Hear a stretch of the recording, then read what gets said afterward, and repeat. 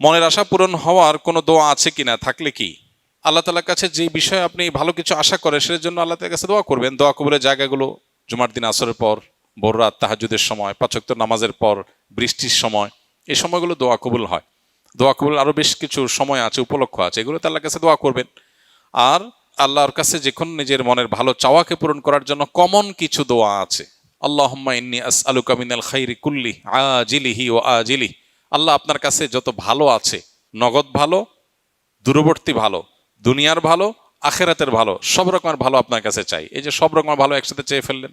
ওয়া আউযু বিকা মিনাশ শাররি কুল্লি আজিলিহি ওয়া আজিলিহি। আল্লাহ আপনার কাছে মন্দ থেকে পানা চাই, দুনিয়ার মন্দ, আখেরাতের মন্দ, নগদ মন্দ, দেরির মন্দ, সবগুলো থেকে পানা চাই। তো এইভাবে আল্লাহ তাআলার কাছে অনেক দোয়া আছে যে দোয়াগুলোর মাধ্যমে আমাদের সমস্ত যাবতীয় কল্যাণ আল্লাহর কাছে আমরা চেয়ে নিতে পারি। মানুষের হিংসা বিদ্বেষ থেকে বেঁচে থাকার কি কোনো দোয়া বা আমল আছে? মানুষের হিংসা বিদ্বেষের ক্ষতি থেকে বেঁচে থাকার জন্য আপনি সূরায়ে হাসাদ পড়বেন, সূরায়ে ফালাক পড়বেন। কুল আউযু বিরাব্বিল ফালাক মিন শাররি মা খালাক ওয়া মিন শাররি গাসিকিন ইযা ওয়াকাব ওয়া মিন শাররি নাফাসাতি ফিল উকাদ ওয়া মিন শাররি হাসিদিন ইযা হাসাদ। এই যে শেষ আয়াতে আল্লাহ রাব্বুল আলামিন বলেছেন ওয়া মিন শাররি হাসিদিন ইযা হাসাদ, হিংসুক যখন হিংসা করে তখন তার হিংসা থেকে আমি আপনার কাছে পানা চাই আল্লাহ। তো এই সূরাটি অর্থাৎ সূরা ফালাক, এটি আপনি পড়লে ইনশাআল্লাহ হিংসুকের হিংসা থেকে আপনি আত্মরক্ষা করতে পারবেন। এর বাইরে সকাল সন্ধ্যার যে দোয়াগুলো আছে সেগুলো যদি আপনি পড়েন নিয়মিত, ইনশাআল্লাহ রক্ষা কবচ দোয়াগুলোর মাধ্যমে আল্লাহ রাব্বুল আলামিন আপনাকে হিংসুকের হিংসা থেকে হেফাজতে করে রাখবেন এবং তার ক্ষয়ক্ষতি থেকে আল্লাহ তাআলা রক্ষা করবেন। সিজদার আয়াত পাঠ করে সিজদা না করে কি সামনে কোরআন পড়তে পারবো? উত্তর হলো তেলাওয়াতে সিজদা তেলাওয়াত করার পর সিজদার আয়াত সিজদার সাথে সাথে দেওয়াটা আবশ্যক নয়, তবে সাথে সাথে দেওয়াটা উত্তম। বিলম্ব না করে সাথে সাথে দেওয়াটাই হলো মুস্তাহাব এবং ভালো। যদি কোনো কারণে আপনি তেলাওয়াত করে চলে যান, পরে দেন, তাতেও সিজদা আদায় হয়ে যাবে। একই আমল একাধিক নিয়তে করা যাবে কিনা, যেমন আইয়ামে বীজের রোজা রেখে মায়ের ইসারে সওয়াবেরও উদ্দেশ্য। একই আমল একাধিক নিয়তে করা যায় শর্ত সাপেক্ষে। বিশেষ করে একই ক্যাটাগরির আমল যখন হয় তখন করা যায়। যেমন আপনি শাওয়ালের ৬ রোজা রাখলেন সোমবার বৃহস্পতিবার বা আইয়ামে বীজের দিনগুলোতে, তখন একই সাথে সোম বৃহস্পতিবারের নিয়ত আবার শাওয়ালের নিয়ত আপনি করতে পারেন। কিন্তু যদি আপনি ফরজ রোজা এবং নফল রোজার নিয়ত একসাথে করেন তাহলে দুইটা আদায় হবে না, বা নফল রোজা এবং কাজা রোজার নিয়ত করেন তাহলে দুইটা আদায় হবে না একসাথে, কারণ দুইটা দুই ক্যাটাগরির জিনিস। নফল নামাজে উচ্চ স্বরে কেরাত পড়া যাবে কিনা? রাতের নফল নামাজ যদি হয় তাহলে সেক্ষেত্রে আপনি সরবে উচ্চ স্বরে কোরআন তেলাওয়াত করতে পারেন, কেরাত পড়তে পারেন। দিনের নফল নামাজ যদি হয় তাহলে সেক্ষেত্রে আপনাকে নীরবে তেলাওয়াত করতে হবে। এখানে আপনি সরবে বা উচ্চ স্বরে তেলাওয়াত করবেন না। অতিরিক্ত হতাশা, একাকিত্ব এবং দুশ্চিন্তা থেকে মুক্তির জন্য কোরআন ও সুন্নাহর আলোকে কী ধরনের মানসিক ও আমলগত প্রস্তুতি নেওয়া উচিত? হতাশা, একাকিত্ব, দুশ্চিন্তা এগুলো এখন আমাদের সমাজের একটা কমন বিষয়ে পরিণত হয়েছে।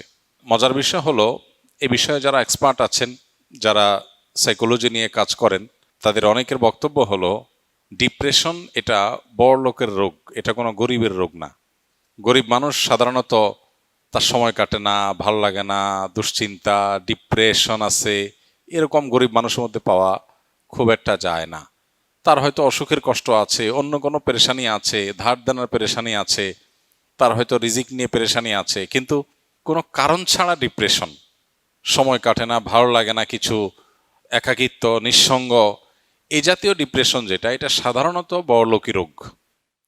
পৃথিবী যত উন্নতির দিকে অগ্রসর হচ্ছে, বাহ্যিক এবং খোলা চোখে যে উন্নতির দিকে আমরা এগিয়ে যাচ্ছি, এগুলোর সাইড এফেক্ট হিসাবে এমন অনেক বিষয় আছে যেগুলো আমাদেরকে ধ্বংসের অতলতলে নিয়ে যাচ্ছে। এর মধ্যে একটা হলো এটা, পৃথিবীতে যেই অঞ্চল, যেই এলাকার মানুষ যত বেশি উন্নত, যত বেশি অগ্রসর, তাদের ডিপ্রেশনের পরিমাণও তত বেশি, তাদের মধ্যে আত্মহত্যার প্রবণতা অনেক বেশি। ডিপ্রেশন সাধারণ মানুষ তো বটে, শিশুদেরকে পর্যন্ত ডিপ্রেশন পেয়ে বসছে। তো একজন ইমানদার, প্রথম কথা হলো তিনি সর্বাবস্থায় আল্লাহ রাব্বুল আলামিনের জিকির এবং স্মরণ নিজের মধ্যে জাগরুক রাখবেন। এটা হলো দুশ্চিন্তা মুক্তির সবচেয়ে বড় এবং প্রধান উপায়। আল্লাহ বলেছেন, আলা বিযিক্রিল্লাহি তাতমাইন্নুল কুলুব। আল্লাহর জিকির এবং স্মরণ, এটা দিয়ে যদি কেউ সদা তার অন্তরকে জাগ্রত রাখে, আল্লাহর সাথে যদি কেউ কানেক্টেড থাকে সব সময়, তাহলে তার অন্তর প্রশান্ত থাকবে, স্থির থাকবে, ডিপ্রেশন তার অন্তরকে পাবে না। এখন আমরা সোশ্যাল মিডিয়া বলি, নেটের কানেকশন বলি, নানান যে আসক্তি এবং নানান কাজে যে আমাদের দিন এবং রাতের উল্লেখযোগ্য সময় আমরা সেদিকে দিয়ে থাকি, সোশ্যাল মিডিয়াতে কোনো আনন্দ, কোনো বেদনা, যেগুলো আমাদেরকে সর্বমুহূর্তে আমাদের ফোকাসকে বিক্ষিপ্ত করে ফেলছে। কখনো আমরা একটা নিউজ দেখে আনন্দিত হয়ে যাচ্ছি, কখনো আরেকটা নিউজ দেখে আমরা বেদনাহত হচ্ছি, কারোর স্ট্যাটাস দেখে আমরা ক্ষুব্ধ হয়ে যাচ্ছি, কারোটা দেখে আমরা খুশি হয়ে যাচ্ছি। এই যে ছোট ছোট ডোপামিনগুলো, এগুলো আমাদের মন, মস্তিষ্ক, চিন্তাধারা এগুলোকে বিক্ষিপ্ত করে ফেলে।